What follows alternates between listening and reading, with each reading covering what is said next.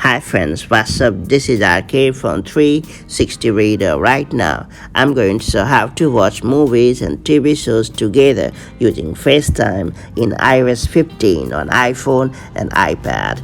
In iOS 15 and iPadOS 15, FaceTime received some major enhancements, including the ability for you to share your screen with other people on a video call. Officially called SharePlay, the screen sharing feature also lets you watch streamed movies and TV shows together. When you are on a FaceTime call, everyone on the call will see the same synced playback and video controls. With that said, let me show you how it's done the right way. Before getting started, make sure you have subscribed our YouTube channel and hit the bell icon so that you won't miss any update from 360 Reader.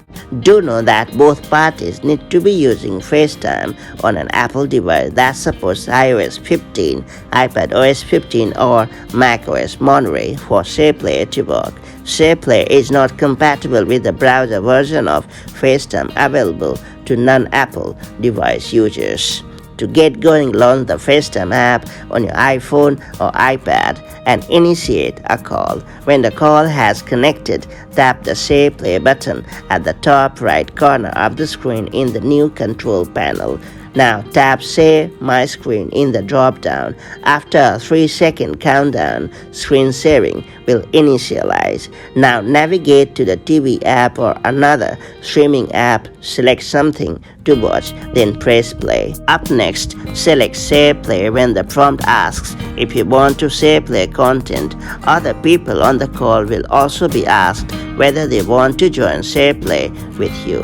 That's all there is to it. The video will stream to other people on the call. As you chat and watch the stream together in sync, the volume will automatically adjust so that you can hear everyone talking without missing the show. And if you fast forward or rewind the video, or other people on the call will be notified. Did you know that you can also listen to music together using SharePlay? Simply launch Apple Music and choose a song for everyone to hear it at the same time.